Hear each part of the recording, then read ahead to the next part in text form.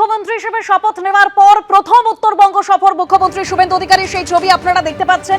আর আজকে যে উত্তরকন্যায় তিনি যে প্রশাসনিক বৈঠক করেন, সেই বৈঠক থেকে একেবারে বিরোধীদের উদ্দেশ্যে বার্তা দেন মুখ্যমন্ত্রী শুভেন্দু অধিকারী।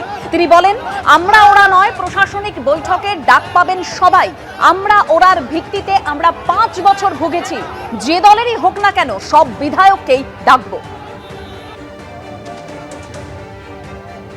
আমরা আহ্বান করার ক্ষেত্রে 5 বছর সাফার করেছি, আমরা ওরা ভিত্তিতে। তারাও কোনোদিন প্রশাসনিক আলোচনাতে ডাক পেতেন না।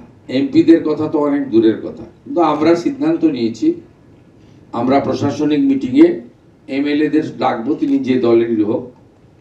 আমরা প্রশাসনিক মিটিংয়ে এমএলএদের ডাকবো, তিনি যে দলেরই হোক। শুধুমাত্র আমাদের পলিটিক্যাল লাইক মাইন্ডেড এমপিদেরকে আমরা ডাকতে বলেছি মুখ্য সচিবকে।